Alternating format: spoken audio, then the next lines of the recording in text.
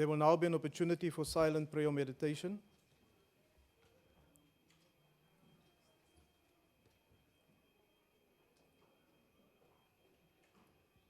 Please be seated.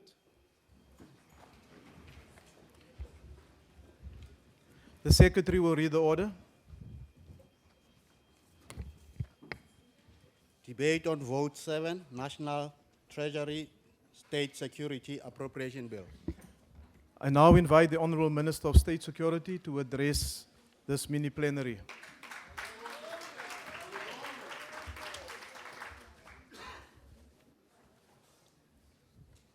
Honourable Chairperson and Honourable Members, Chairperson of... Honourable Minister, can you just give me a minute, please? Let us just wait for the members to take up their seats who are still coming into the venue.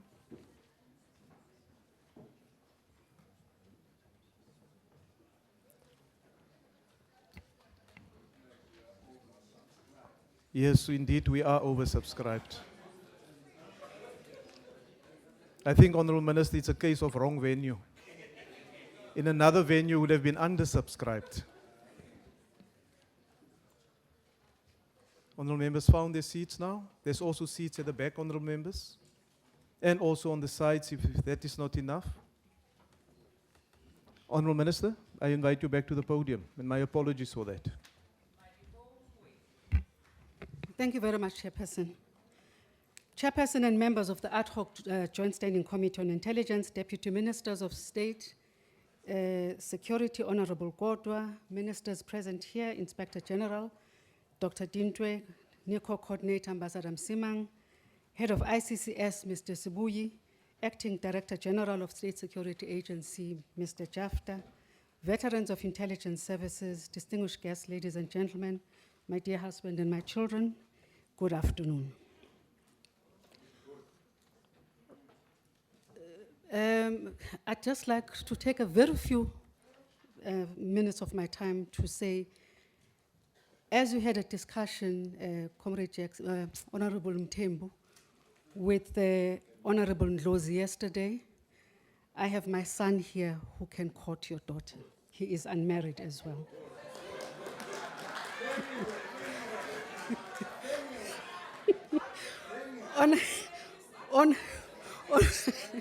Honourable Chairperson. Order, honourable members, order. Let's not start in courtships here. Today, the world joins us in remembering one of South Africa's greatest leaders, Comrade President Nelson Mandela. I dedicate this budget speech to all those who worked with him tirelessly in the formation of our People's Army, Umkhonto we Sizwe, in 1961. I want to pay special tribute to Ntate Ike Mapoto Isthalande Siaparankwe, who died on Monday. Ntate Mapoto spent 13 years on death row in the then Rhodesia, following their arrest after a battle with the Rhodesian forces on the side of evil and the MK and Zipra forces on the just side of a people's war. May both their souls rest in eternal peace.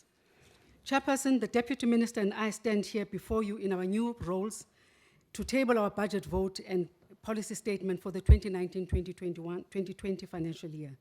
The policy statement and budget is designed to carry us through the implementation of our constitutional and legislative mandate and the recommendations of the high-level panel on state security. We have entered an era full of exciting opportunities and possibilities, amazing and unbelievable innovations and technological advances, an era of advanced medical technologies, complex and efficient transport networks and systems, an era of artificial intelligence propelled by the algorithms that accomplish wonders. It is an era fraught with life-threatening catastrophes. It is an era of increased threats to the environment and its integrity, to nature and bring life to flora and fauna, and a good quality health to our people. The unprecedented advancement, otherwise known as the Fourth Industrial Revolution, undermines traditional ways of doing things. In the shortest of time, it has accomplished wonders far surpassing the Egyptian pyramids, Roman aqueducts, the Gothic cathedrals. The Fourth Industrial Revolution, a buzzword of the 21st century, on the lips of everyone, but none can predict the ramifications of this cherished crusade of human advancement. Can we boldly claim to understand that this is actually, in practical and scientific terms, enable us to determine with absolute certainty what threats and opportunities come with this phenomenon? Have we identified our collective strengths and weaknesses that will enable us to put measures in place to address the threats and mitigate against their devastating impact? Are the strategies enabling and supporting legislation and policies in place or in the pipeline to adequately harness and exploit whatever opportunities come with this for the greater good of our nation? There is an emergence of new and unconventional threats. The proliferation of terrorism and hybrid warfare is real in the modern world. Threats that will not wait for us to ready ourselves for the inevitable eventualities. For example, the cyberspace has catapulted human advancement through digital connectivity, while simultaneously making us vulnerable to cyber attacks and the obliteration, corruption, and destruction of information systems, data, and in the custodianship of the state, academia, and business. As our laws budget investment and human capacity reflective of our combat readiness to ward off any war that could be waged against us on cyberspace. I see Minister Ndabeni is smiling. Abrahams.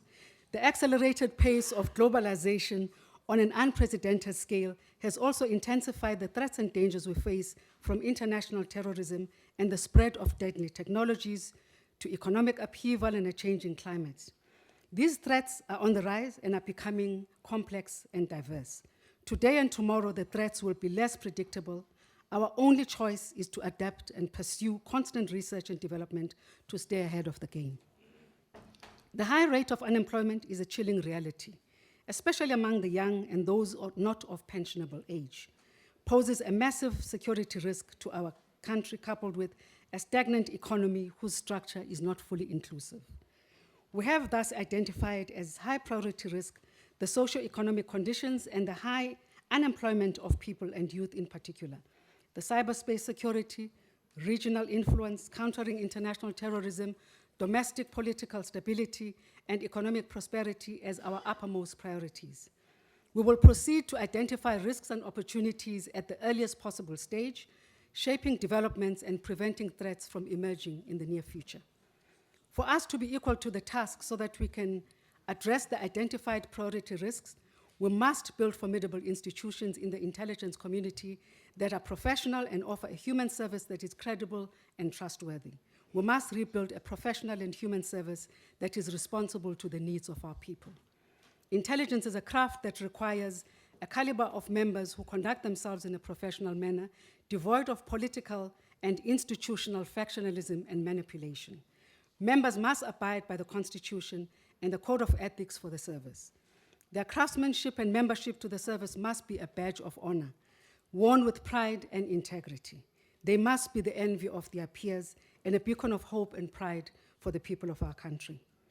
Honorable members, ladies and gentlemen, let me provide a specific plan to address the issues raised above and some of the concrete actions we will undertake in the current financial year. One of the key priorities is the rebuilding the image of the agency, which has suffered some considerable damage in the recent past. In order to clear the backlog of disciplinary cases, we will appoint a person with the requisite skills by the end of the month to take on this task. In doing this, we will ensure impartiality, fairness, and observance of the rule of law in handling these cases. Another important area of focus is capacity building through training and the development of staff.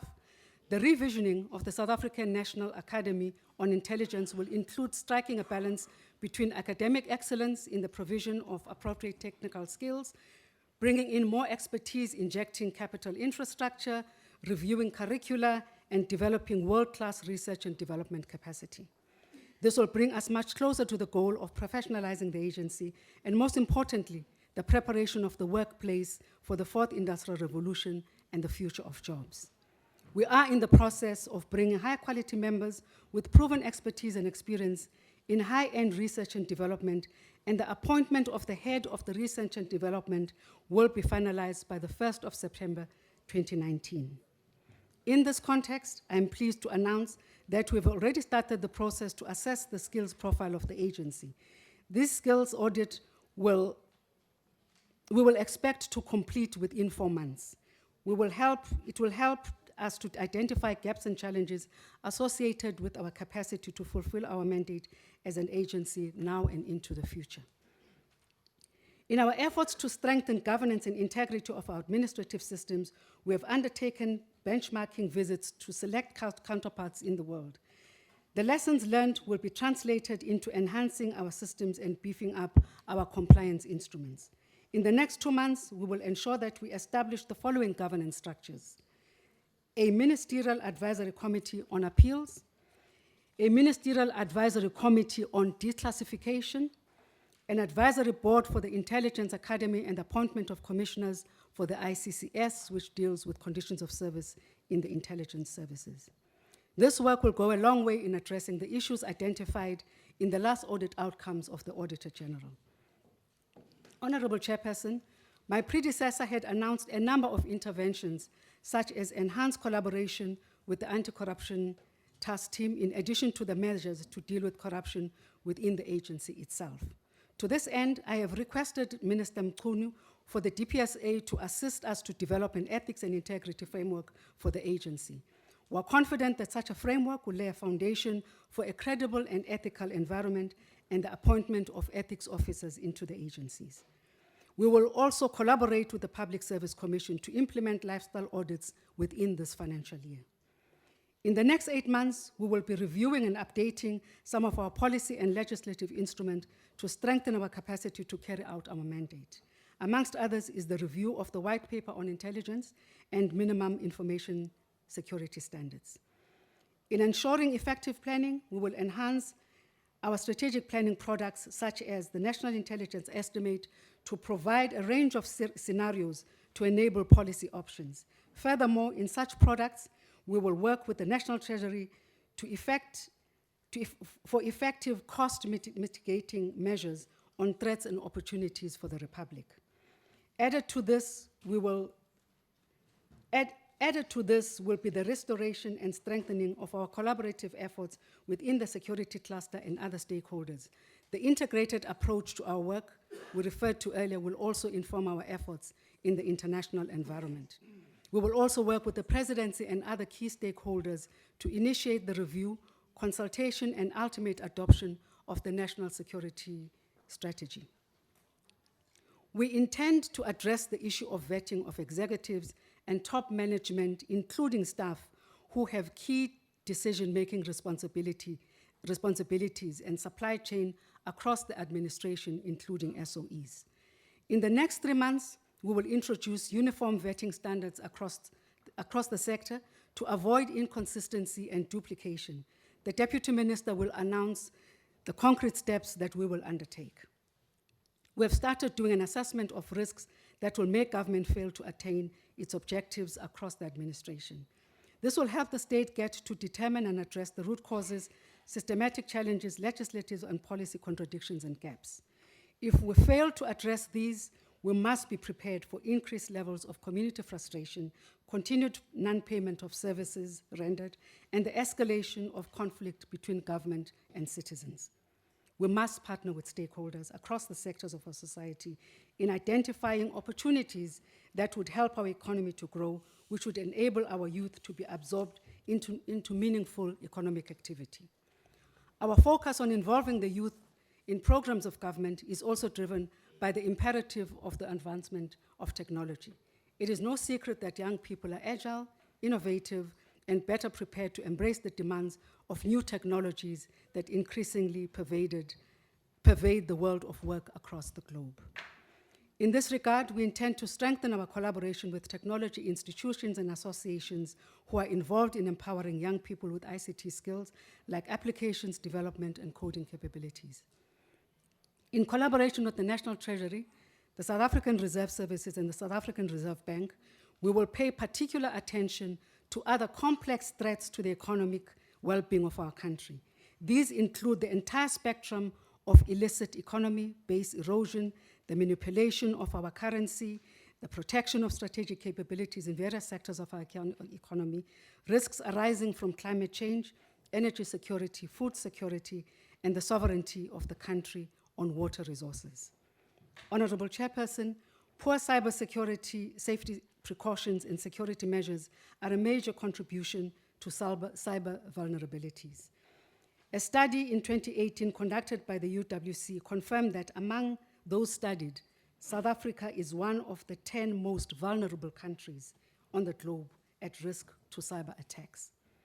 Staff awareness of information security is extremely low. Critical vulnerabilities were detected at 47% of corporate systems investigated. And Honorable Chairperson, the cyberspace landscape continues to evolve rapidly. As the South African economy moves online, citizens, their computer systems and information technology infrastructure become enticing targets for an increasingly sophisticated cadre of cyber criminals and threat actors. In order for South Africa to realize its full potential and reap the fruit of the dividend from the development of the digital economy in the fourth industrial revolution, we need to implement effective policies and awareness to stem the rising tide of cyber attacks. A reliable and secure cyberspace is pivotal to national security, governance, economic development, and prosperity. It is therefore important to continue to improve the implementation of a coordinated, capacitated, and well-resourced state-led national response in the implementation of the National Cybersecurity Policy Framework as an effort to fight cybercrime and improve our global rating on cybersecurity. In an effort to guarantee strategic responsibility on cyberspace, we join other nations in calling for the establishment of a UN-based cyberspace arbitration body to deal with conflict, aggression, and malicious accusations, and stymie an escalation of tensions across the world. This will help in promoting shared global governance and sharing of benefits of bridging the digital divide. While there is relative stability in the region, there are important challenges that are receiving our attention. This is going to continue. Similarly, there are serious challenges faced by other countries such as Sudan, Libya, Niger, etc. These are the ongoing threats of violence and extremism in the Sahel region and in East Africa. With South Africa taking over the chairship of the AU next year, we are going to upscale our monitoring and advice on these and other risks facing the continent, including risks emanating from weak institutions, systems of governments, and climate change. Our assumption of the AU chair comes at a critical juncture when African countries are increasingly demonstrating confidence in the AU and regional economic communities, RECs, at a time when such confidence in global multilateral institutions is declining rapidly. The commitment to continental multilateralism and regional integration finds concrete expression in the signing of and coming into force in April of the Africa Continental Free Trade Area. As South Africa advances the provisions of this treaty and further consolidates the continental partnership during this tenure at the helm of the AU, the agency intends to enhance its own cooperation with partner intelligence services on the continent to collectively secure the policy objectives of the African Union and regional bodies. To this end, we will enhance our liaison partnerships with all intelligence and security services on the continent and will use its membership of the Committee of Intelligence and Security Services of Africa to continue interacting and exchanging information on collective security concerns. Pressures on global governance systems and institutions are an acute source of concern.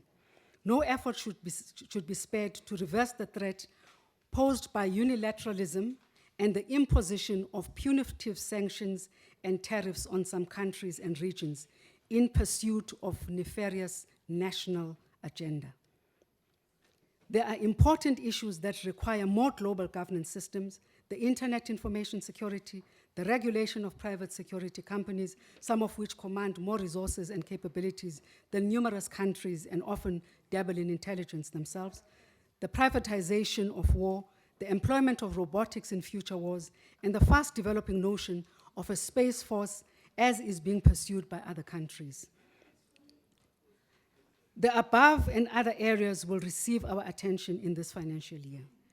Honorable members and Chairperson, I would like to assure you that the recommendations as contained in the high-level panel review report are receiving requisite levels of attention in terms of implementation. Understanding that due to their varying nature and magnitude, these will be implemented on a short, medium, and long-term basis. We're going to come back to the committee with detailed proposals on this. And we must also realize that the department doesn't have the type of budget that would be required to implement everything that would be set out here. I'm grateful to the many professional men and women in the civilian intelligence structures throughout the length and breadth of our country who execute their responsibilities with professional dedication, objectivity, impartiality, and discipline as required in the craft of intelligence.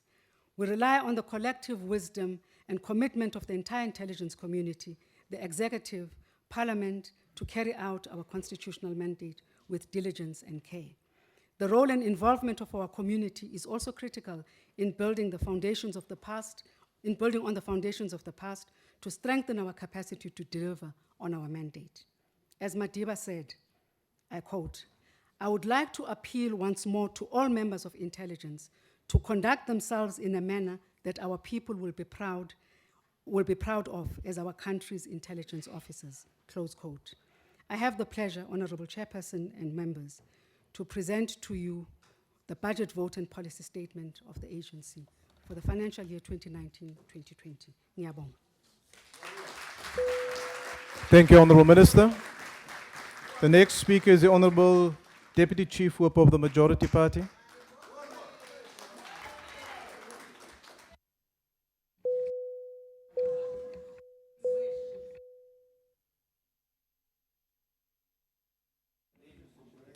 Try the button next to it. Oh. Thank you, Honorable Chairperson, Honorable Ministers, Deputy Ministers, Honorable Members, our guests in the gallery, the Intelligence Committee, community, I greet you all. Standing here, Honorable Chairperson, we are debating the budget vote on state security, which is being debated by the ad hoc Committee on Intelligence. So our lifespan will end after this budget debate as the ad hoc committee. Therefore, the committee will be established as we know the processes. I thought, Honorable Chairperson, I should just start by saying that the ANC support this budget vote 7 of state security. Today, we celebrate the birthday of our global icon, our struggle icon, the father of our nation, the freedom fighter, the global icon, and the stalwart Utata Nelson Mandela.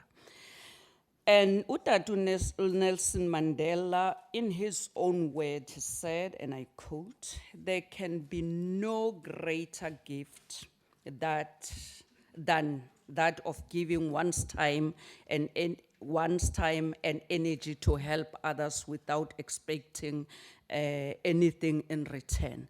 I want to congratulate members of the ANC caucus and other political parties who participated in giving their 67 minutes to the communities out there. Congratulations, honorable members. We are all expected to do the same after the budget vote. Let's make every day a Mandela Day. Let's not do it on the 18th of July only. As we celebrate this day, we ought to remind ourselves about the values he stood for and the principles of human rights he advocated for his entire life. Utata Nelson Mandela embodied the true definition of a selfless, ethical, firm, and true servant of our people. Utata Madiba was one of the greatest leaders, if not the only one, who was and still is loved and respected across the globe. We are therefore reminded and encouraged by his words, and I quote, "What counts in life is not the mere fact that we have lived. It is what difference we have made to the lives of others that will determine the significance of the life we lead." Close quote. The ANC calls upon all South Africans to emulate Madiba's love for the people and the country. in an endeavor to change the lives and improve the living conditions of the poor and vulnerable.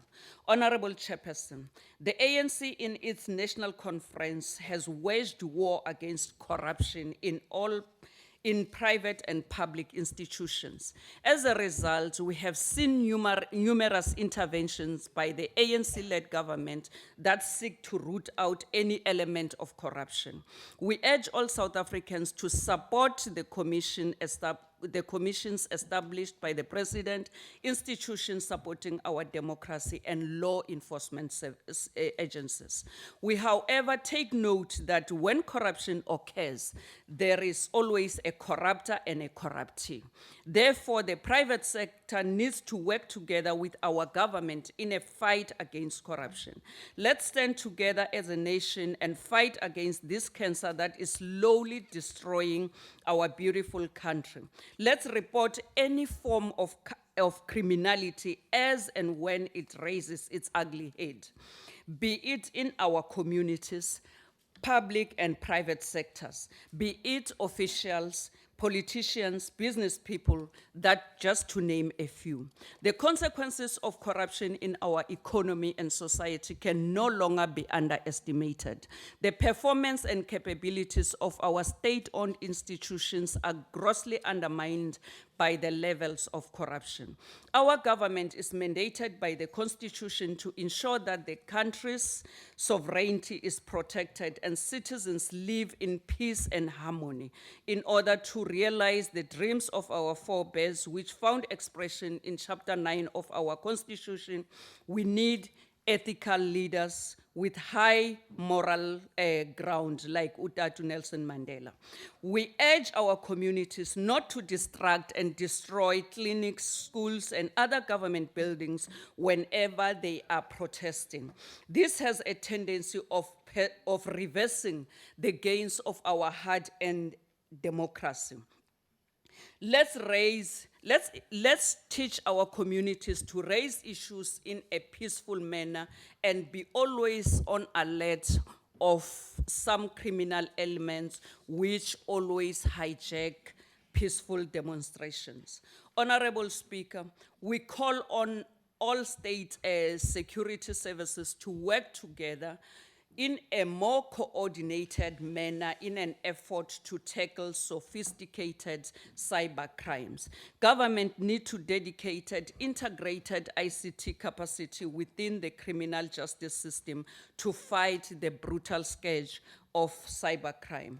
This level of cybercrime does not only pose danger to the health of the nation, but also undermine the basic human rights while sustaining criminal networks involved in human trafficking, drugs, just to mention a few. As I conclude, Honorable Chairperson, let me take this opportunity to thank the Minister of State Security, Deputy Minister of State Security, the Acting DG, the DG, and all the officials of the department for their commitment and hard work in serving the interest of our people and our country. Honorable Chairperson, sibantu base South Africa kubalekile ukuthi sikwadi kwekuthi kufanele kube ngithi lesivikela live lethu, kufanele kube ngithi lesilwisana nebugebengu, kufanele kube ngithi lesiripota bugebengu esikhatsini lesiningi uma buvela esiveni. Live lethu lihle kakhulu bantu baseNingizimu Afrika, kubalekile ukuthi silivikele. Hulumende yedwa angeke akhona kukwenda lokho, angakhona kukwenda masibambisene. Asithi nangabe sinetidzingo letitsite sikhala ngetinsita, akungabi ngithi lesizilita sishise futhi makliniki kanye netikole, akungabi ngithi lesisebenzisana netigebengu. Asisukumeni sibantu baseNingizimu Afrika, sisebenzisaneni ukuthi silwe nalobugebengu lobu hlukumeta ebantu bakithi, hlukumeta bomake, hlukumeta nebantwana. Asibikeni emaphoyiseni, aribireng dilo kaofela tse di diregang mo di community tsa rona tsona tse di seng molaong a gona motho ya ka re lokiselang naga ya rona ke rona fela ba re ka kgonang gore re lokise. ANC ya supporta this budget vote. I thank you. Thank you, Honourable Member. The next speaker is the Honourable Kohler.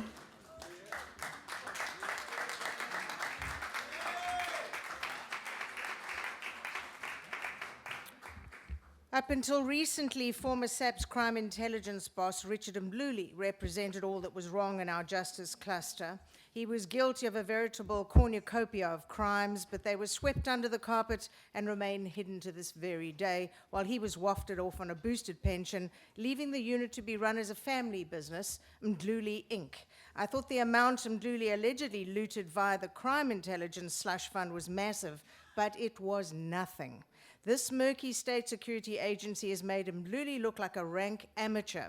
Well over R1 billion that we've heard of was apparently looted from the intelligence slush fund. To quote the bombshell report of the high-level review panel on the state security agency released some 2 months ago, what the hell happened?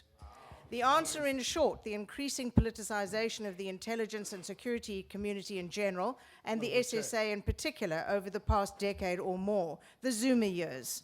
From the moment Jacob Zuma ascended Honourable the Member, president... may I just recognize the member at the back? Why are you rising, Honourable Member? Rule 92, I want to ask the member, where does she get that barrage of propaganda? No, Honourable Member, that's not a point of order. The Honourable Member may continue with her speech. Thank you. From the moment Jacob Zuma ascended the presidency, the aspirations of the SSA were deliberately and cynically reformulated. No longer were the millions spent to protect this country focused on national and international threats. Instead, they had but one job: protect Zuma and destroy those who threatened the Nkandla fire poolery. Any friend of Jacob Zuma's got a get out of jail free card, and indeed, this is where investigations into what we today call state capture went to die. For example, the criminal charges I laid on the 9th of April 2009, they were against Zuma's lawyer, Michael Hulley, and the National Intelligence Agency, DG, for Operations 1 Arthur Fraser. This was for allegedly being in possession of illegal, stolen recordings of intercepted telephone conversations and passing the tapes to Zuma's legal team, the notorious spy tapes. The matter was handed via Durban Central SAPS to the NIA, and Jacob Zuma was promptly sworn in a month later. And here I stand a decade on, still awaiting the outcome of the investigation. Any investigation.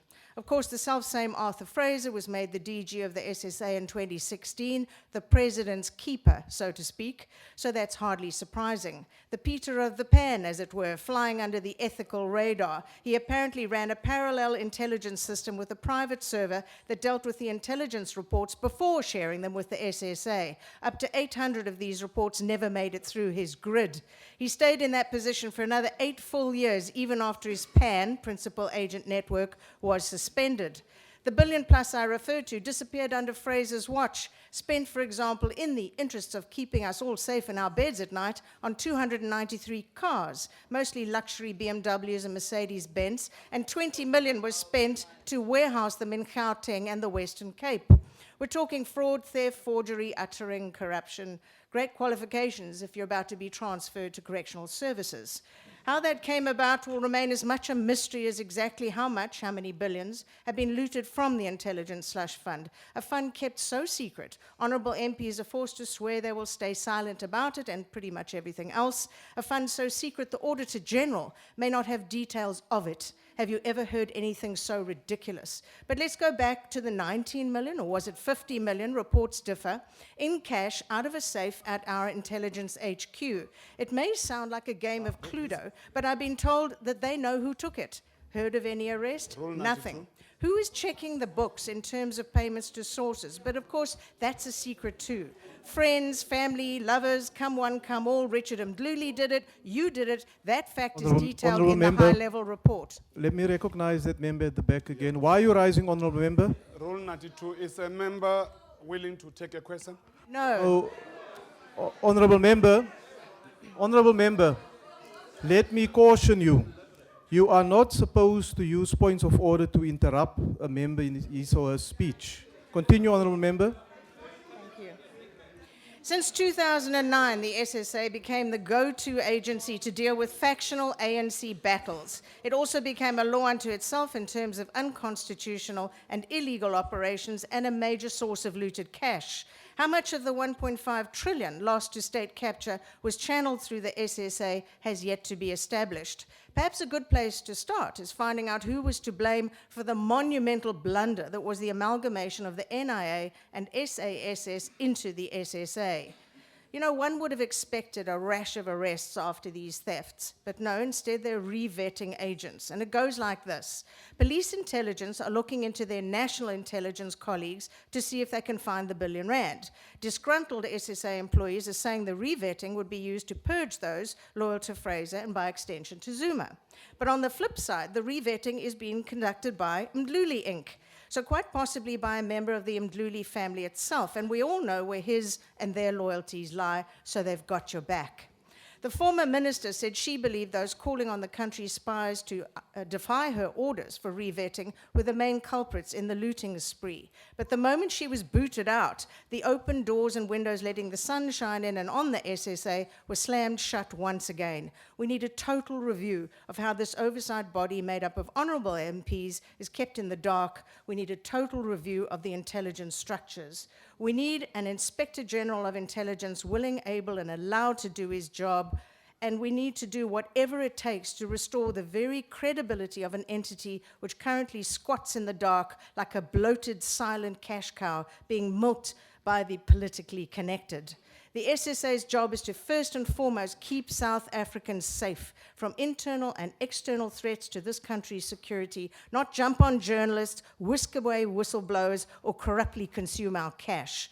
There is a battle brewing. Fraser was moved, not fired. What does that tell you? Is it possible to turn the SSA into a globally admired force against foreign and domestic threats? Is it possible to move it away from being a political plaything knee-deep in factional fights while the bombs go off in our mosques? Is it possible to unweave the tangled web woven between the SSA, crime intelligence, and the IPID? There is a grubby, stolen golden thread running through the entire system.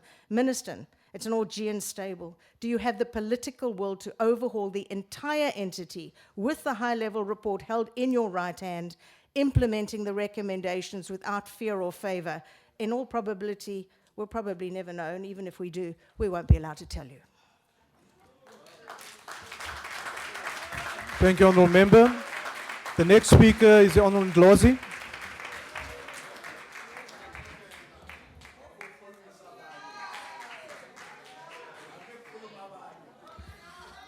Thank you very much. Order, honourable members. We constituted as the National Assembly an ad hoc committee which looks into the submission of the minister as an annual performance plan. And the names that were submitted were approved in the House in the presence of the minister and the presidency. I would have thought that the intellectual challenge is limited to other members, not yourself. And that means part of the mistake that we committed is that we limited the work of the ad hoc committee to state security. And therefore, crime intelligence and military intelligence, APPs, have not been properly processed in terms of appropriations. So I think that will have implications on whether their budgets can go through later on tonight in the House. So we have to return into that particular aspect because we don't know what is happening, what is being planned in relation to those two aspects of those departments. But during the second week of March this year, the presidency of Ramaphosa published the report of the high-level panel on state security agency, which told the story of how South Africa's state security has been completely compromised and privatized to fight personal and factional battles of politicians, in particular Zuma. Amongst the key findings, the report stated that amalgamation of NIA and SASS into SSA was in breach of the white paper on intelligence. Initial establishment of SSA through presidential proclamation was irregular due to the constitutional requirement that the president can only establish intelligence services through legislation. There have been pervasive and serious breaches of financial controls in the agency involving, in some cases, serious criminality. There's been an extremely serious politicization and factionalization of the civilian intelligence community, and this has worsened since the creation of SSA. The manipulation of the SSA for financial purposes has emerged from the top, the presidency, through the Ministry of State Security and into the management and staff of the SSA. The activities of the SSA, an attempt to social engineering through its SO arm, and the involvement of the president and minister in these activities constitute a serious breach of the constitutional law for which there must be consequences. The then minister directly participated in intelligence operations in breach of constitutional and legal prescripts and the desired boundary between the executive and the department. Most importantly, the report states, it's not an EFF report, it's your government's report. The JSCI played little role in recent years in curbing infractions of the SSA, and that no effective oversight on its part was carried out. In fact, it would seem that the committee with an ANC majority was itself affected by the politicization and factionalization seen in the ANC, in parliament and intelligence community, and in other arms of government. This is the context within which the sixth administration rises to propose its annual performance plans. From what we have heard, there is no evidence of a systematic overhaul of personnel in the bureaucracy, no suspensions, no major inquiries. Mr. David Mahlobo was just redeployed to a different department, regardless of what this report, your own report, is saying about his implication in breaking the law and the Constitution. 4 months later, no one has been arrested, suspended, or even subjected to any internal disciplinary process. But this report shows you are not in command, Comrade Minister, of the intelligence community. The center does not hold. All the personnel, they are not reporting to you, they are reporting elsewhere. It is for this reason we cannot support this budget. A massive abuse of the intelligence service continues to this day. We are in possession of evidence that the president and CIC of the EFF, Julius Malema, is still being monitored by your department in general pursuit of people who hold different views from the status quo. More than political factions, however, is how political leadership holding political ideas that are hostile to the status quo are being covertly monitored in a democratic society. Of key interest is the criminal as well and illegal existence of a rogue unit within SARS under the watch of the ANC government. Many out there want to argue that the rogue unit was a mere investigative tool within SARS. But what is the line between an investigative unit and an intelligence unit? According to our NSI Act, once your investigations include counterintelligence and covert operations or covert collection, you are in the terrain of intelligence. As a result, only a head of state can establish an intelligence unit and must do so within constitutional and national legislation. It is a fact that the rogue unit intended to operate within the terrain of intelligence. That is why they were consulting with the National Intelligence Agency then. Despite the fact that the NIA pulled out, such a unit could not still be established purely by a consultation with the NIA as well as with the minister. They still needed the approval of a sitting president. The rogue unit engaged in covert intelligence operations outside the legislative provisions of our country without parliamentary oversight as it is required by law.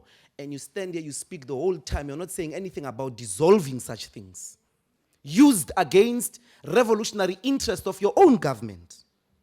We have written to you, Minister, to classify a report which the IG has compiled about this unit, its activities and the equipments. This is important in order for your department not to comply with the practice of secrecy, which only serves to cover up corruption and criminality. When we take an oath to say we're going to discuss secret things in there, it is not at the same time an oath to cover up corruption. Those who break the law must be pursued, and part of that pursuit is that you must name and shame people who are not engaged in responsible covert operations on behalf of the interests of the state, but against the interest of the state and the people of South Africa. Release the report of the IG on the rogue unit. Umeleni. You can indeed pay attention to service delivery, student and workers' protests, But the key intelligence work has to be dedicated to sophisticated white monopoly industry-related crimes, who may very well collectively possess more intelligence capability with disciplined ground forces than yourselves. You will know that our intelligence could not detect the currency fixing work of our local banks. It took the USA, anonymous sources, for us to intercept what our banks were engaged in, which was counter-revolution. Key questions arise on why banks did they do this. In particular, the power they hold The if decisions Honourable Member are Nkosi. taken of the political direction that they do not Honourable like. Member Nkosi, your time has expired, sir. Thank you very much. Thank you very much. I now call upon the Honourable Member Tebekulu.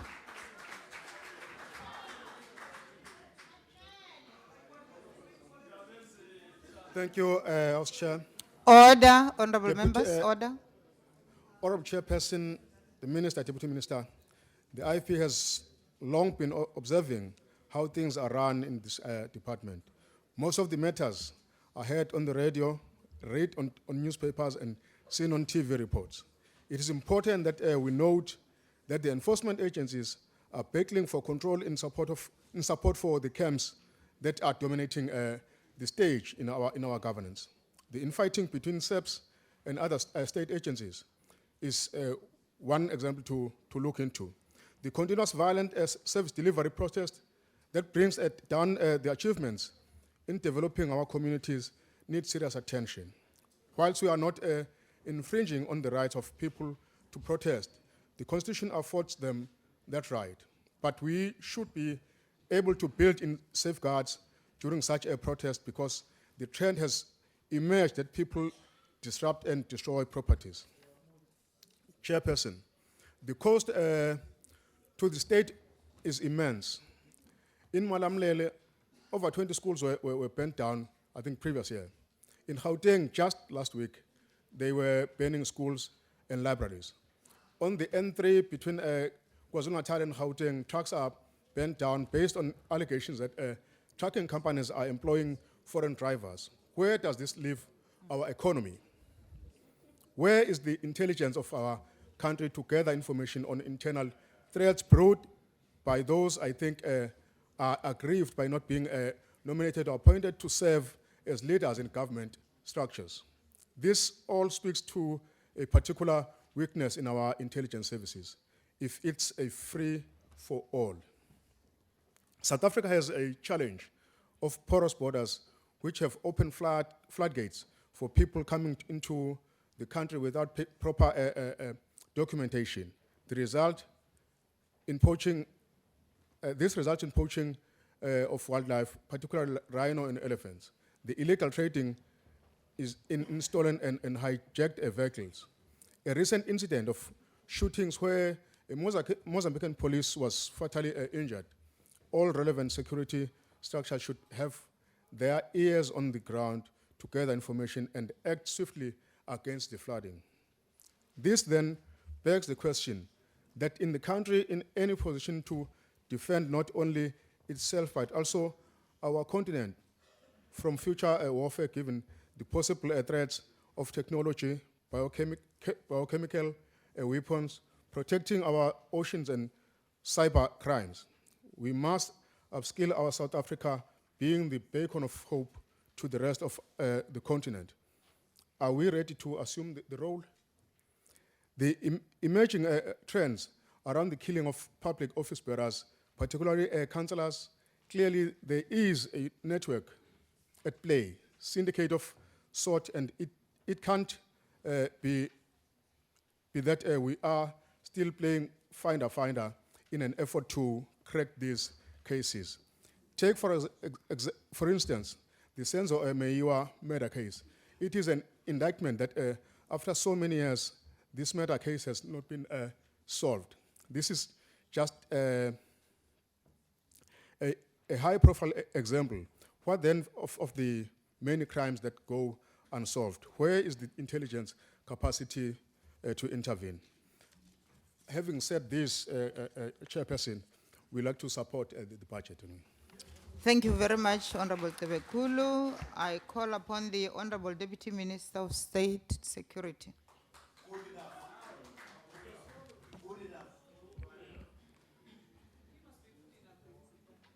Honorable Chairperson of the session, Minister of State Security, Ayanda Dlodlo, ministers and deputy ministers here present, particularly the Minister of Finance, thank you very much. We welcome you. Chairperson and members of the Ad hoc Committee, Inspector General of Intelligence, Acting Director General, Coordinator of Intelligence, Management of Intelligence Services, Intelligence Veterans, and distinguished guests. On the 20th of June 2019, during the State of the Nation address, the President of the Republic, His Eminence, President Matamela Ramaphosa, outlined 7 priorities of the 6th administration. These are economic transformation and job creation, education, skills and health, consolidating social wage through reliable and quality basic service, special integration, human settlement and local government, social cohesion and safer communities, a capable, ethical and developmental state, a better Africa and the world.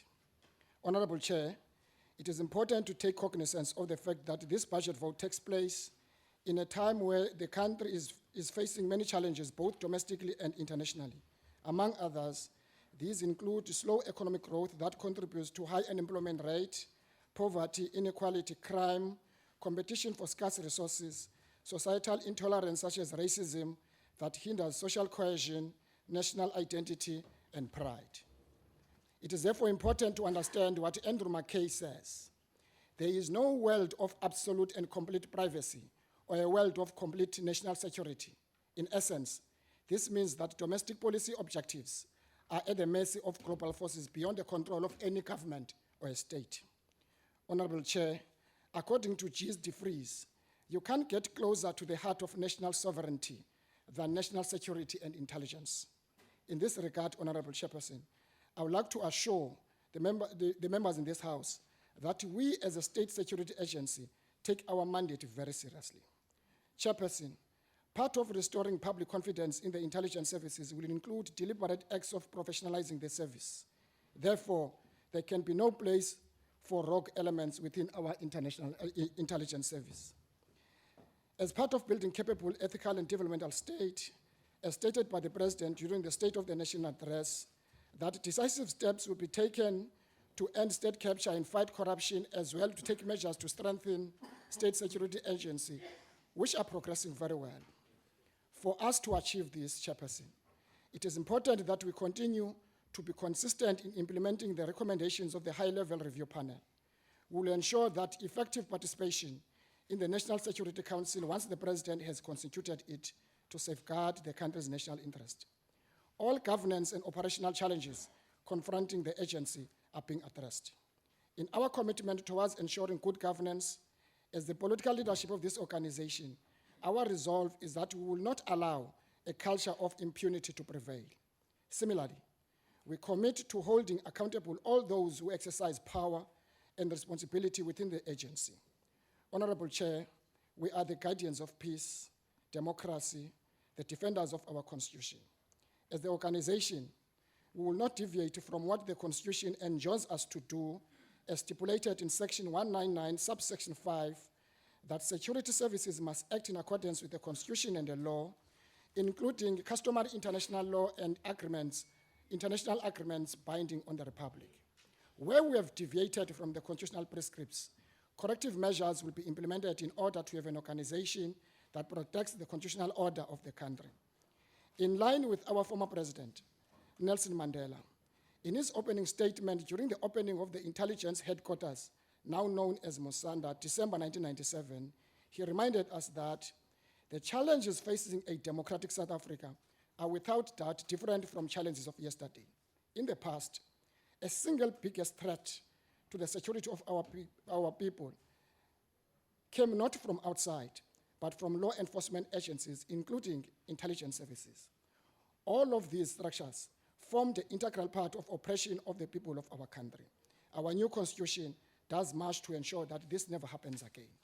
Honorable Chair, one of the worrying trends we have observed is the increasing resistance to vetting by government officials, including officials who work in state enterprises, while a widespread failure exists in respect to heads of department who refuse to act against those who resist the vetting process. In addition to this, deficiencies in supply chain management environments of many government departments and other state-owned entities remain a great concern, and if not addressed, it will result in continuation of corrupt practices. The trend of appointing service providers without subjecting them to security screening is alarming and needs to be urgently addressed in order to prevent irregularities on the scale revealed through investigation, commissions, and review processes. Ineffective integrity management as a result of unvetted government employees also remains one of the most vivid threats to state information systems and processes. Corruption, theft, and other forms of crime involving state employees continue in government departments despite the commendable efforts that have been made by our government since 2018 to uncover serious corruption. Honorable Chairperson, while we flag these threats and request for compliance from all stakeholders on the one hand, we'll address the challenges of vetting capacity in the agency through adopting modern technologies and simplifying vetting process by introducing, among others, e-vetting on the other hand. We'll also consider utilizing our veterans in order to speed up vetting process throughout the country and the backlog. In this regard, the finalization of vetting regulations and information security regulations will be expedited and upon approval will immediately be implemented. In addition, we recommend that the Protection of Information Bill be reconsidered, be referred to the Constitutional Court to provide an opinion on the constitutionality thereof in order for a review process and the requisite amendments to be applied within the time span of this sixth administration. Honorable Chairperson, our responsibility in terms of our mandate is to ensure conditions of peace, stability in our country. This includes our efforts to combat terrorism, extremism in all its manifestations. Terrorism knows no borders, and South Africa is not immune to international and regional developments. We cannot afford to be complacent and reactive. This includes our efforts to understand, prevent, mitigate, and combat terrorism and extremism in all its manifestations and dealing with its consequences. South Africa will update its existing national counterterrorism strategy in accordance with international developments and obligations. We have initiated the draft amendments to Protection of Constitutional Democracy Against Terrorism and Related Activities Act to strengthen the robustness of our counterterrorism legislation. The Financial Action Task Force will assess our counterterrorism financing provision this year, 2019. Combating international terrorism is a task we cannot accomplish alone, but working together in partnership with other security services, both at home and abroad. Gangsterism, Chairperson, in our communities remains a source of great concern. These gang activities are motivated, among others, by revenge killings, changing of gang alliance based on need, expansion of drug territory or areas of operation, diversification of criminal enterprise such as extortion. In addressing this challenge, we will review and update the Anti-Gangsterism Strategy and maximize the utilization of Prevention of Organized Crime Act, leading to the increased prosecution of individuals and groups involved in gangsterism. Chairperson, the lack of intelligence coordination has had a tragic consequence in certain parts of the world. Thus, intelligence coordination is essential to the threats we face as a country. Coordination should cut across from the provincial to the national sphere of government so that the threat picture is clear and complete. In this regard, Honorable Chair, we'll ensure that the culture of working in silos is stopped with immediate effect by capacitating our collection and coordinating structures, including provinces. Honorable Chair, I'm happy to inform this House that despite all the challenges that the agency has faced over the years due to its prolonged changes and high turnover of leadership and management, the members of this agency remain resilient and continue to serve this country to the best of their ability. The transformation agenda will be heightened to make sure that members perform to the best of their abilities and that the culture of cohesiveness and performance is built. For this, the tireless efforts and never say die attitude for these unsung heroes and heroines is greatly appreciated. As the high-level review panel recommendations are implemented, drastic steps will be undertaken to ensure the well-being of members are attended to. Among many recommendations, for example, Chairperson, is the process of reviewing the promotion policy will also be started and will go a long way towards motivating and addressing issues of low staff morale. Mostly importantly, we want to reward the gallant work of the members. Change management processes will be facilitated to enable membership to adapt to these impending changes in line with the recommendations of the review panel. May I also, Chairperson, mention that intelligence officers are a strategic assets of this organization. And in this instance, we will soon be doing roadshows to engage with the intelligence community across the length and breadth of this country on their well-being and challenges that confronted them. This is in part, this is demonstrating our commitment and how much we care about these assets and how much we value them. To ensure survival of the agency and the intelligence community far beyond our term, will empower the youth and women in this organization. In this regard, we will continue to recruit across the country, young people in order to refresh the agency to close the gap that is created by attrition as quickly as possible. For instance, the Intelligence Academy will put in place a necessary training and skills program with a view to maintain continuation. Chairperson, as part of the strategy to deal with aging organization, which is a concern that was raised by the JSCI, I'm glad to announce that today, among our midst, we have graduates who completed BA degrees in human social science and political sciences from universities of KwaZulu-Natal and Free State, respectively. It is also important that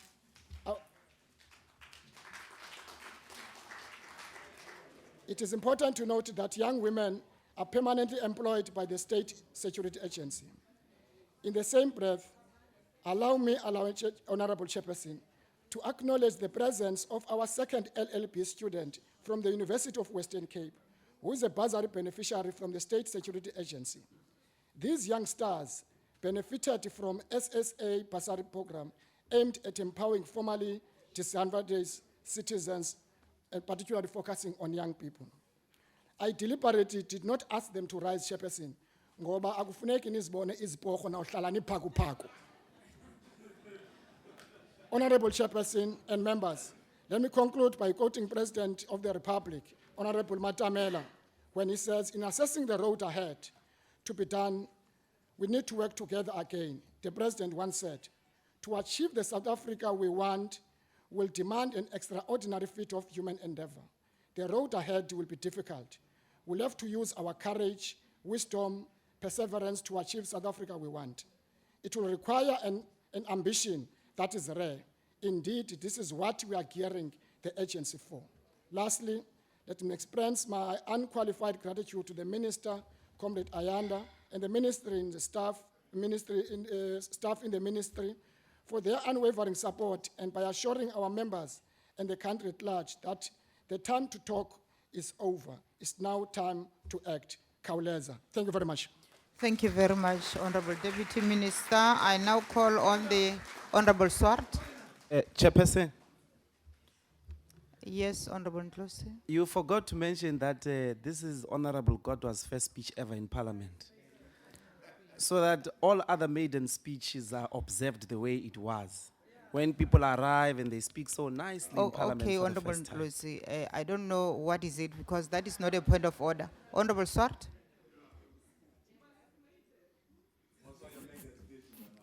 Thank you, House Chair. And may we in the ACDP congratulate the Minister and Deputy Minister on your maiden speech and on your appointment to this very important portfolio. The ACDP participates in this debate without being privy to the confidential briefing given to members of the ad hoc committee on this budget vote. So the closest I get to being a spy is probably that my PARMED number begins with the numbers 007. But I just want to congratulate those members and thank all the members of the intelligence services for the work that they have done. I'll make some general comments about what is in the public domain. This sixth Parliament, Chairperson, will be grappling with the legacy of the Zuma administration. It's come up in almost every budget vote. 10 years of state corruption, state capture resulted in the hollowing out of SARS, other state entities, and widespread looting of SOCs. Former President Zuma has protested his innocence before the Zondo Commission these last few days. He alleges a broad conspiracy against him and accuses his detractors of being apartheid-era spies who conspired with national intelligence organizations, that's the organizations represented here, to discredit him and even attempt to assassinate him. These are startling and very serious allegations. And surely a person with that knowledge should lay criminal charges. However, for those that remember, no less than 3 former heads of intelligence tried to curb the Gupta family's influence. The high-level panel review on state security, referred to by other speakers, made the startling finding that the failure of the executive to heed the intelligence warning about the threats posed by the influence of a certain family, read Gupta's, over government officials and especially the former president, read Mr. Zuma, has cost the country dearly. However, the future of the State Security Agency to address state capture could not be considered a significant intelligence failure, as the minister at the time was made aware of the threat and failed to act on the intelligence at his disposal. This is disgraceful. And it is clear, House Chair, and the ACDP believes it, that it is highly unlikely that if the minister was aware of this threat, that the then President Zuma was also not aware of the threat. And what aggravates the situation is that the warnings were not only ignored, but cost the heads of the intelligence their jobs. And in addition, as pointed out by other members, the politicization of the SSA was made worse by Mr. Zuma, as pointed out by the high-level panel. This, they said, became progressively worse during the administration of the former president, with parallel structures being created that directly served the personal and political interests of the president, and in some cases, the relevant minister. The fact remains that the danger presented by the Guptas was highlighted by our intelligence as a threat to national security. They were not acted on. Had they been acted on, state capture and corruption would have been reduced, if not completely avoided, and our country would have been in a much better situation. So from our perspective, President Zuma's denials before the Zondo Commission ring hollow. Were we to believe this evidence, the near collapse of South Africa was primarily due to a decade-long conspiracy targeting one man and not state capture and corruption.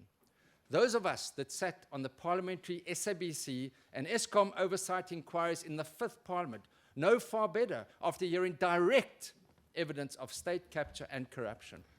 After having death threats and intimidation against us, we experienced that and we have the knowledge, and it is recorded in resolutions before Parliament.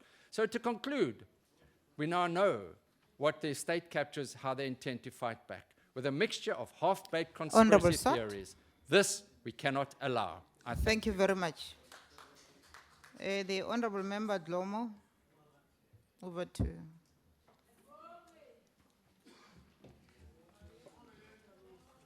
Honorable Chair, Minister Dlodlo, Deputy Minister Godwa, Honorable Ministers and Deputy Ministers, the Chairperson of the Ad Hoc Committee,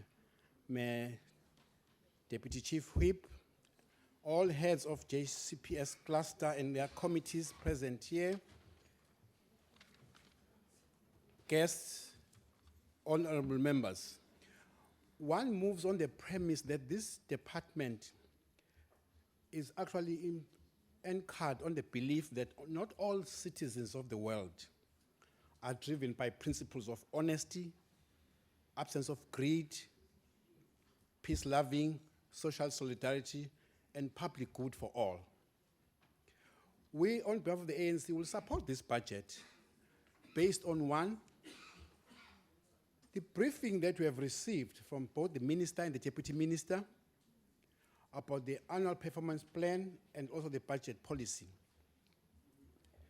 Made also on the speech that they've just made, the speeches that they've just delivered here. Some of us as new members on this 6th Parliament would like to prefer will prefer to refrain from assuming that we know it all until we have had a chance to be thoroughly briefed. Hopefully that will come into the committee that will be permanent. We raised our recommendations, however, Honorable Minister, to some of these issues that you have presented to this House. Obviously not expecting responses from you now, we hope that the permanent committee will be motivated by your enthusiasm you demonstrated this morning in our meeting to pull all stops to focus on those challenging areas that you yourself have pointed out. It therefore, to me, makes little sense not to support a budget when we task you to go and do this and that. I would like to focus on 3 points that you raised in your speech, where you allude that there will be a desire to strengthen the criminal justice system to recover. Order, Honorable Member Dlomo, the honorable members in the gallery. You're not even supposed to laugh. Thank you very much. Continue, Honorable Dlomo. The first point you raised, Honorable Minister, is that you would like to strengthen the criminal justice system to recover stolen public funds, including those on offshore tax havens. We are mindful that this is not a task that you do alone, but it's all part of the JCPS cluster, but you do contribute yourselves there in actually dealing this. I would want to, Honorable Minister, to maybe recover stolen public funds. Even before you recover, there must be certain plans to decrease and not to have some of these. The vetting that the Deputy Minister has referred to, we welcome it. But however, we are concerned when the Deputy Minister refers that the vetting is probably resisted somewhere else. I would wish to know that maybe if it was to be done, could you guarantee that all people who have been vetted suddenly become honest and there's no temptation for them to go back to their normal behavior? And you can't be able to answer that, Honorable Deputy Minister, because you still have to actually strengthen the vetting. But it would be a study that might actually help us, because I would hope that people being people, there's no guarantee that after vetting, you suddenly become an angel for life. We are really supporting you on this because in your APP, you're focusing on this and says all people of South Africa must feel free, must actually be able to feel supported. You are actually talking about building and strengthening systems to elect and to investigate cases of corruption, focusing on targeted corruption. Honorable Minister, will want to actually implore a principle that says, yes, that is true, but the universal principle that holds that it's better to prevent things before they happen, so that if they do happen, therefore they are at a lesser extent. So we are repairing and treating things that are already there. Maybe we should be able to find a way of also combating them before they actually occur. We are encouraged by your statements that you want to be part of those who want to create a better South Africa, contribute to a better and a safer Africa in a better world. And the engagements that you hold bilaterally and multilaterally are among other things pointing to that. The second point, Minister, that I would like to actually raise is from your speech is that you want to step up measures that act against private companies, financial services and agents that facilitate tax avoidance and illicit financial flows, profit shifting, illegal imports and import frauds, thereby robbing the country of tax revenue. Honorable Minister, we are aware that when people set up companies, they are motivated by profits. But we are therefore concerned when people are making illegal profits. And I would not, I'm not sure whether you are aware, some of the people do hire experts to say, how do I, as a company operating normally, start operating illegally so that I can defraud and maximize my profit? Now, we do not know whether government has set up such systems where we already, among other things, have such financial intelligence experts who we should actually be able to support you with your going forward. Some of these financial gurus who are keen to do wrong things are motivated by no things that we find in the Freedom Charter. They are not motivated by passion for human development, safety and security of our citizens, but are motivated by huge profits, some of them derived illegally. Am I left with 2 minutes? In our democracy, we have done so many things, but we would like to say much more still needs to be done on these issues that are focusing on these very complicated and complex syndicates. The last point, Honorable Minister, is with regards to ensuring the speedy implementation of lifestyle audits and broadening vetting and financial monitoring to curb corruption. We would wish that this does not really become a song. Start somewhere, Minister. Start vetting, start a lifestyle audit with this one. Start with me. And then if you start, somebody else elsewhere will know that you have started. Otherwise, if you don't start, nobody will ever think that this is also going to be happening. Among other things, Honorable Minister, we need to have an indaba. Whether when people have been found guilty, is it okay to say found guilty on this and that, therefore I've got 10 cars, 10 houses, but therefore what do? I pay back 50 million, I do have it. Could we not have an indaba, like there was an indaba when the president last year had an indaba with the gender-based violence, people to say, participants were saying there should be a categorization. Certain crimes, we should not have a bail on.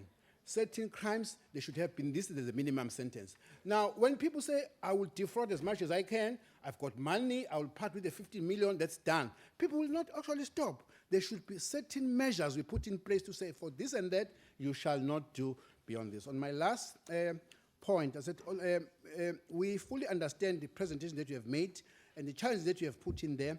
We are hoping, we are comforted from the discussion that we had with you this morning that the full permanent committee will be appraised. Details of the high-level panel report, and you'll allow please allow Minister that committee to interact with that report as you plan to implement it, and maybe allow some recommendations that they might make. One hopes that the budget cuts, and I'm glad that the Minister of Finance is here, that I hope that the budget cuts will not affect you in implementing the recommendations of this report. It is absolutely critical. We haven't looked at it. We don't know how it looks like. After all, it was just a day's activity for us to come and actually support the passing of this budget. Thank you very much, Honorable Dlomo. Thank you very much.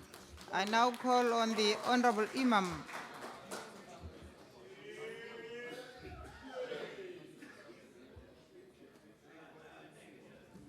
Thank you, Honorable. Order, members. Thank you, Honorable House Chair, Minister, Deputy Minister, colleagues from the intelligence fraternity, and our honorable members here and members in the gallery.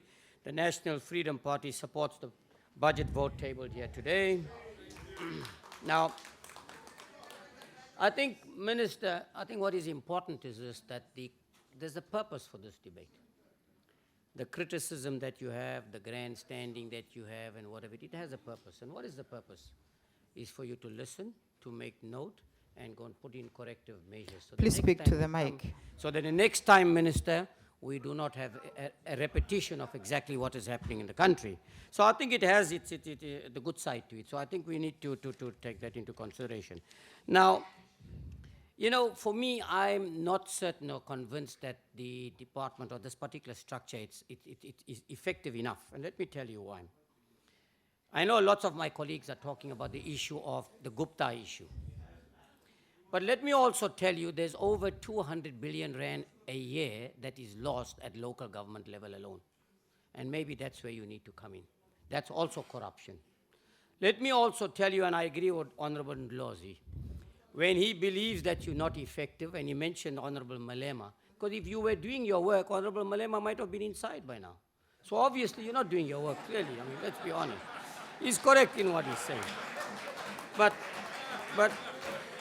Order, members. Let me come back to the issue. Let me come back to the issue of allow the honorable member to continue without interruption. Now, let me come back to the issue of vetting. I see a lot of emphasis is put on the fact that we're going to be doing this and we're going to be doing that. The question is, why do we have to do it? Why haven't we been doing it all along?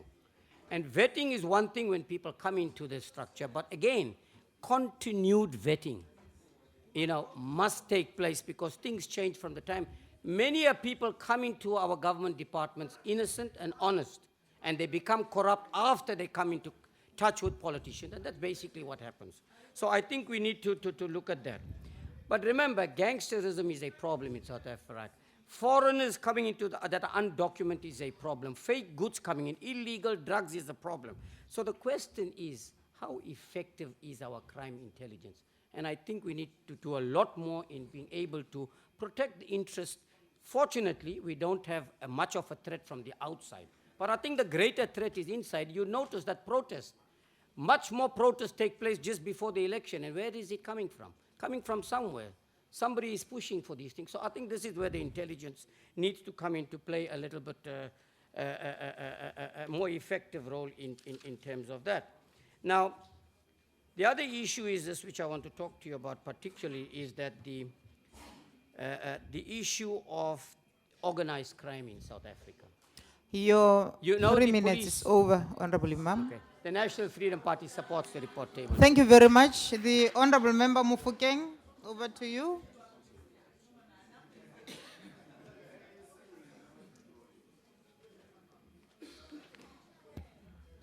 Thank you, Chairperson. Minister and Deputy Minister of State Security, Ministers and Deputy Ministers, honorable members, as we celebrate Mandela Day, let us remember what he said, open quote. Order, honorable members, order. After climbing a great hill, one only finds that there are many more hills to climb, close quote. The ANC supports the budget. The purpose of this debate should at the onset be understood. I'm saying, I thought you were talking. Don't listen to them, The purpose of this honorable debate should member. at the outset be understood for what it is and not what the individuals in the opposition want it to be. This is a debate about financing policy directives, providing policy makers, and those who have been tasked with the onerous responsibility of making decisions on behalf of the state to assist them in informing their decision-making based on strategic information that can impact on the functioning of the state and bring harm to the broader society, both internally and externally. We as parliamentarians have in the debate a unique responsibility of ensuring through all the sensitivities to assist with oversight in the interest of good governance. Assessing critical intelligence, assessing from the legislative arm of state what will be in the best interest of the good governance and accountability insofar as the law requires. This is not a debate about personalities or the homeon, which many of the debates generate into. It is a debate in which openness and transparency has its obvious limitation. Safeguarding the Constitution in this context is very patriotic responsibility. And we should, through our oversight, ensure individual rights as outlined in the Bill of Rights in the context of what we are dealing with is secured whilst we oversee the interrelated elements of security, stability, cooperation, and development, both within South Africa and in the Southern Africa. All of what we do take place in a broader context of the ANC-led government committed to global peace and globally defined priorities and well-being of human beings and humankind.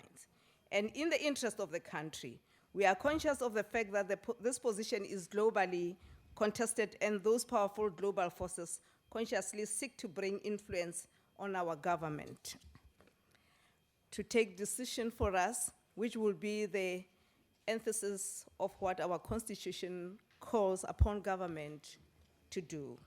The state security has been the subject of discussion and debate, and it relates to the perceived failure in its governance and operational capacities. The President has reflected on the need to restore the integrity, the credibility of public institutions which are charged with critical mandates in our country. Any structure of the state whose operational and governance capacities are complex and involve other entities with which they directly work will require a thoroughgoing assessment and review where concerns have been raised, and this is true to the state security agency. The systematic, structural, and governance weaknesses that require urgent attention is where our oversight must be focused.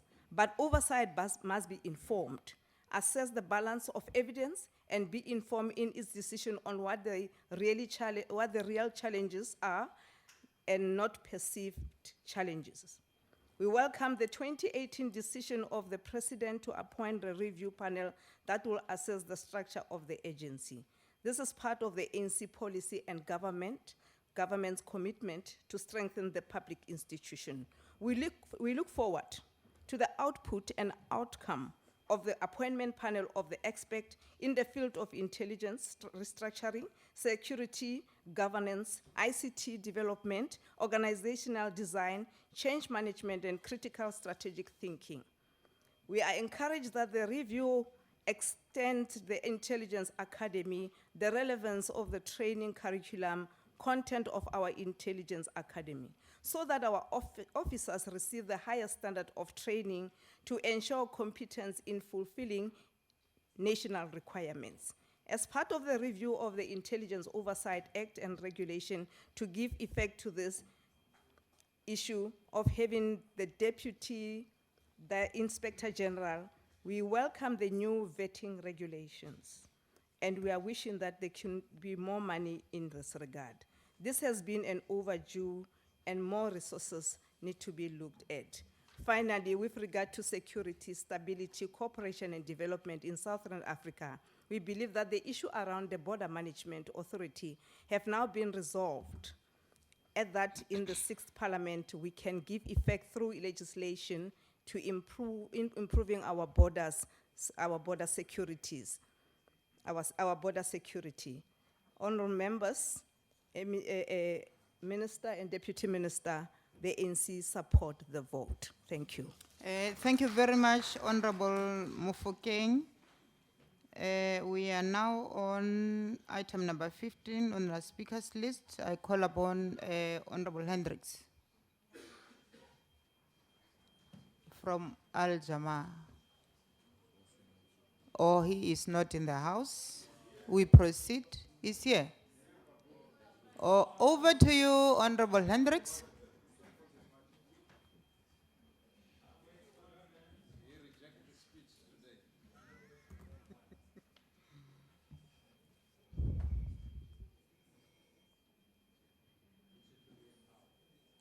Honorable Chair, Honorable Minister, the Treasury has given us a budget today for state security on Mandela Day.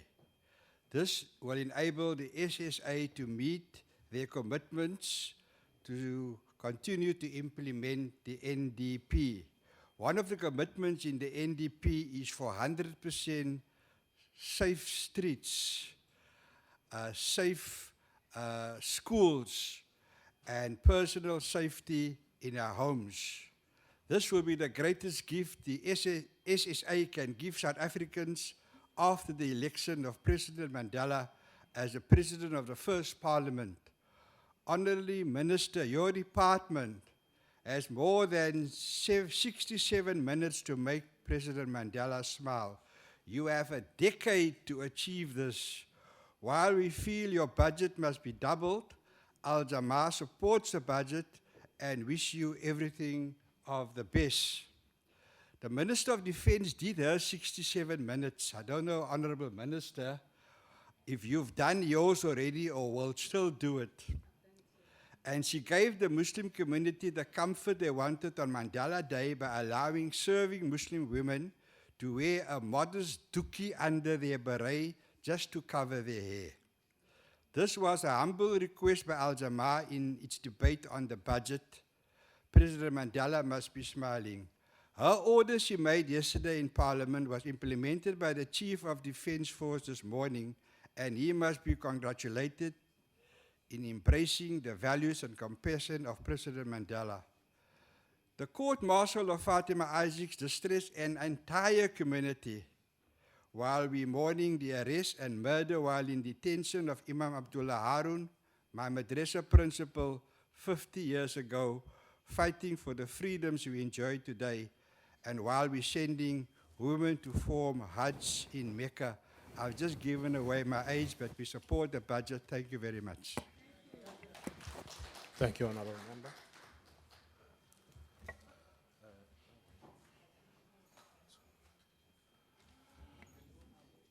Honorable Condre, you're welcome.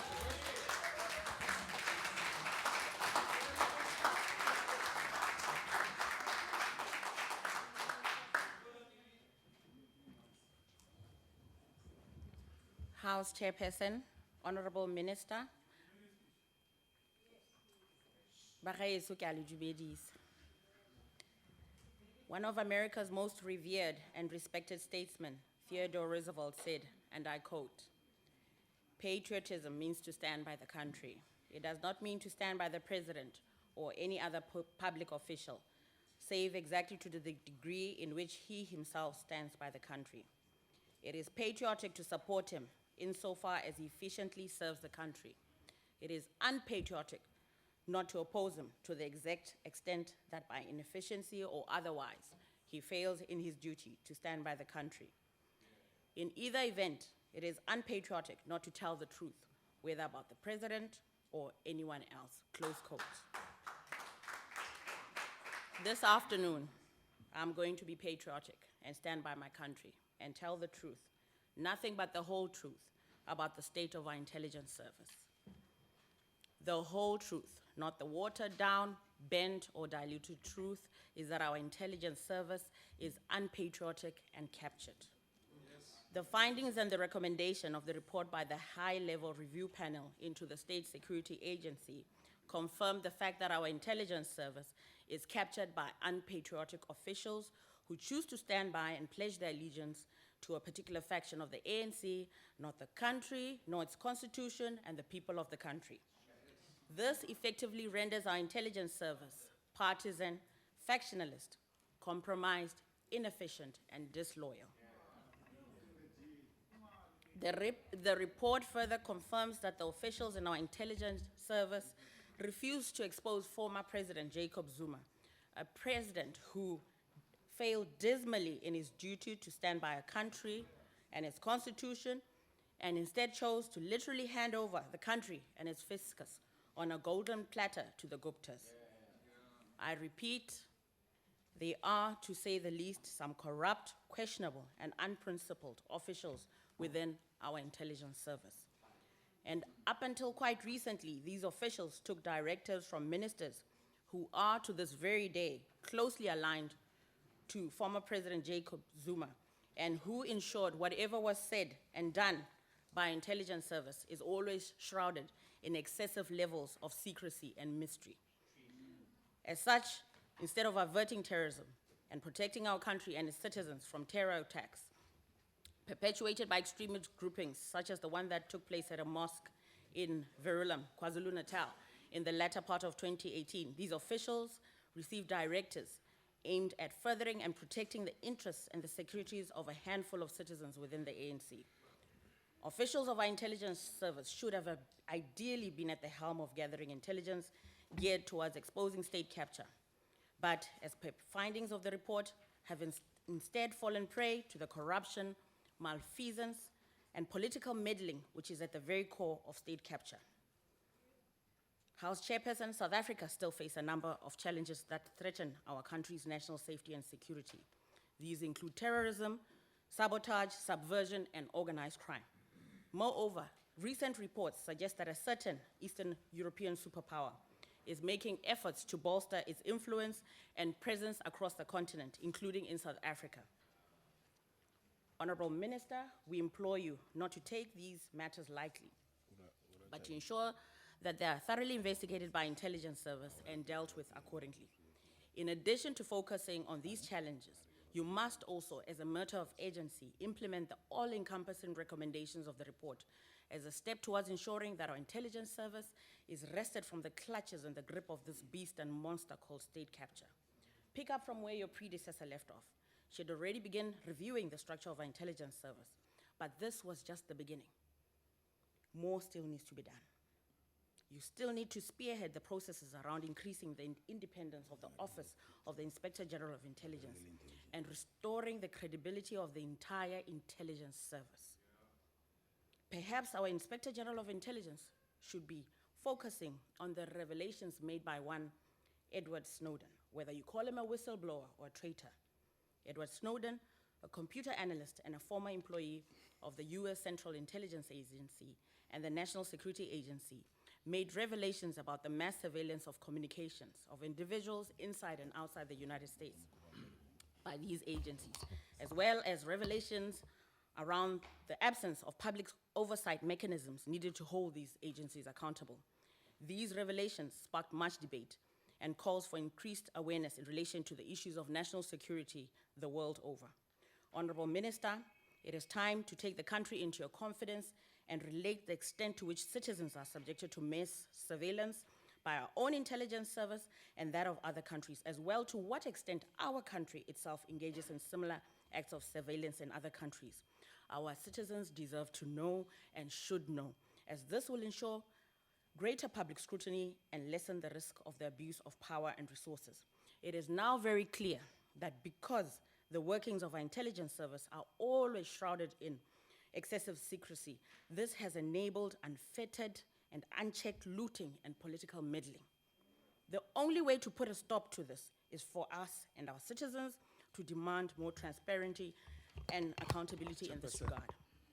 Finally, we urge you to cooperate with the ongoing Zondo Commission and rid our country and our intelligence service of the scourge of Honourable corruption, member. malfeasance, and political meddling. Honourable Nakes. member. Thank you. Honourable member.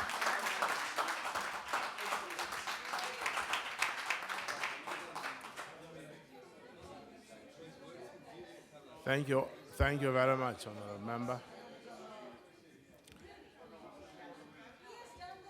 Order, order. Order, honourable members. Honourable B. Magwanishe, you're welcome, sir.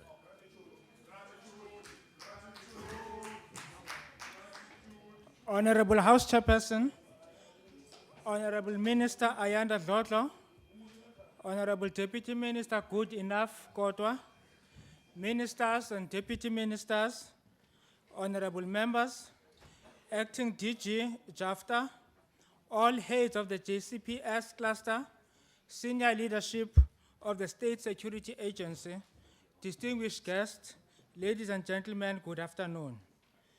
Happy birthday to Tata Mandela. Let me also extend my words of congratulations to the Minister and the Deputy Minister on their appointments. Let me begin by saying, as the ANC, we support Budget 7, National State Security. As the ANC, we promised our people a better life for all. We characterize this better life for all as a qualitative achievement of the following end state. When all have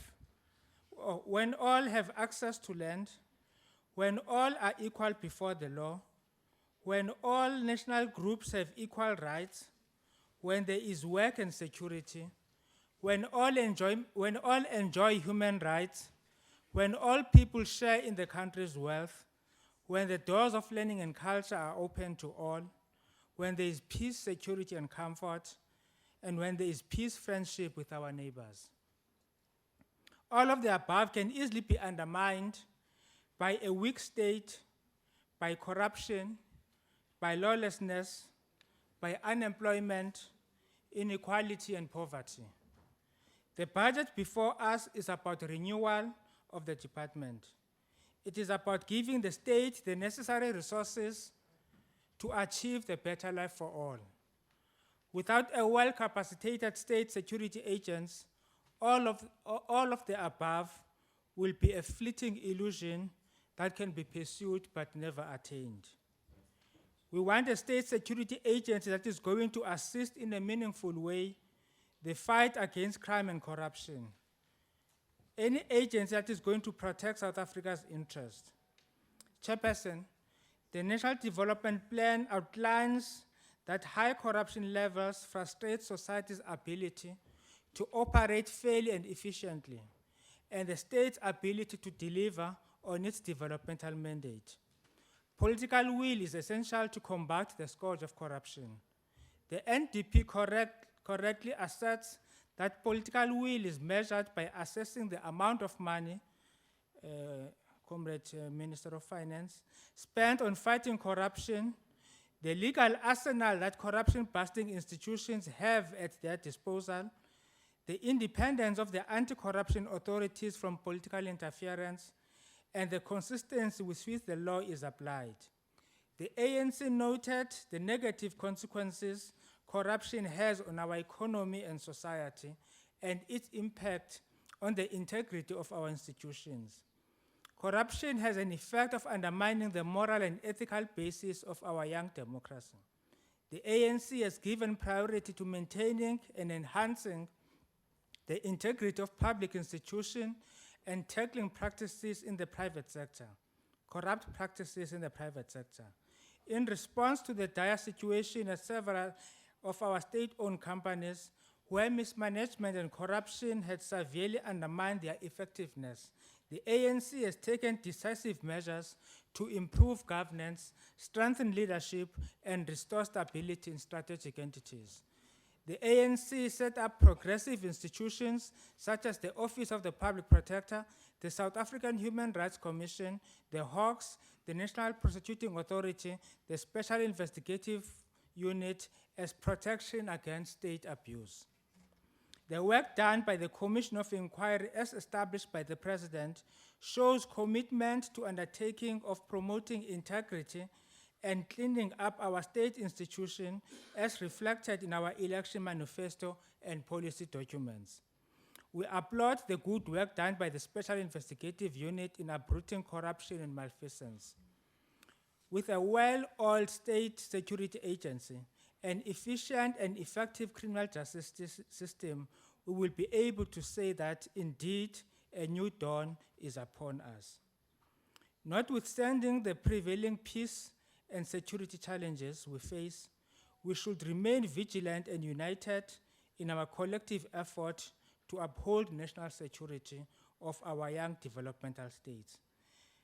Chairperson, let me conclude by responding to two people because the Minister has responded comprehensively in her speech, and the Deputy Minister. Honorable Ndlozi, the Minister has already indicated that she's establishing a committee to deal with declassification. So listening is a skill. I believe that Honorable Kola Barnard woke up very early, very late today. As a result, she took a wrong speech to a wrong meeting at the wrong time. Thank you very much. Thank you, Honorable Member. We will now call upon Honorable the Minister to close the debate. Thank you.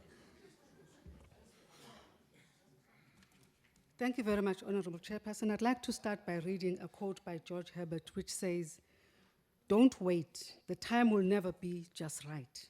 Start where you stand and work with whatever tools you may have at your command. And better tools will be found as you go along."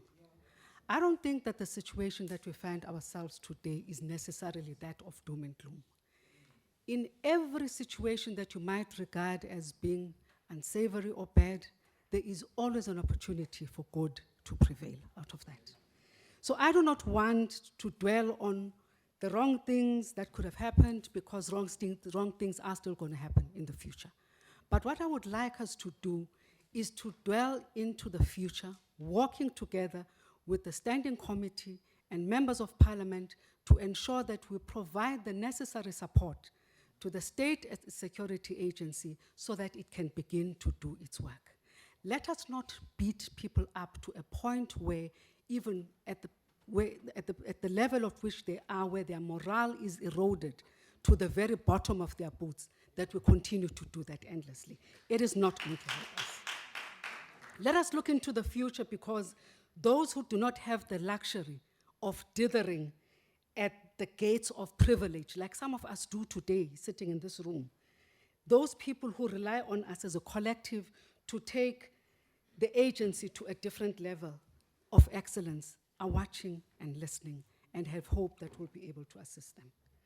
Honorable Kodwa and I were appointed a month ago. I don't understand, we are not God, we are not Deputy Jesus. We can never change the tide, but we can come to you today to present what it is that we want to do, how we can do it, and we cannot do it alone. It is only with these committees that sit in Parliament as oversight bodies that will be able to discharge on our mandate. Vetting is a very topical issue. It is topical in all countries, not just South Africa. Dealing with the backlog of vetting is always going to be with us. We will never come to a point of zero backlog on vetting. And unfortunately, the minister has left of finance, because I wanted to remind him that we're dealing with an unfunded mandate. It is either we get more money to be able to do this vetting and deal with the backlog, or we get departments, including the SOEs, to pay for the services that would have been rendered. But I'd also like to leave you with a few quotes from one of my favorite authors, Noam Chomsky, and ponder over what I say, because it is not what you will read and go home and decide what it is. Colorless green ideas sleep furiously. If you don't believe in the freedom of expression for people we despise, we don't believe in it at all. Either you repeat the same conventional doctrines everybody is saying, or else say something true and it will sound like it's from Neptune. Thank you very much. Thank you, Honorable Minister. May I announce the following, honorable members? You are reminded that the reply by the President on the debate on vote 1, the presidency and consideration of reports on budget votes is taking place actually from 15:30 in the National Assembly. This concludes the debate. Thank you, honorable members.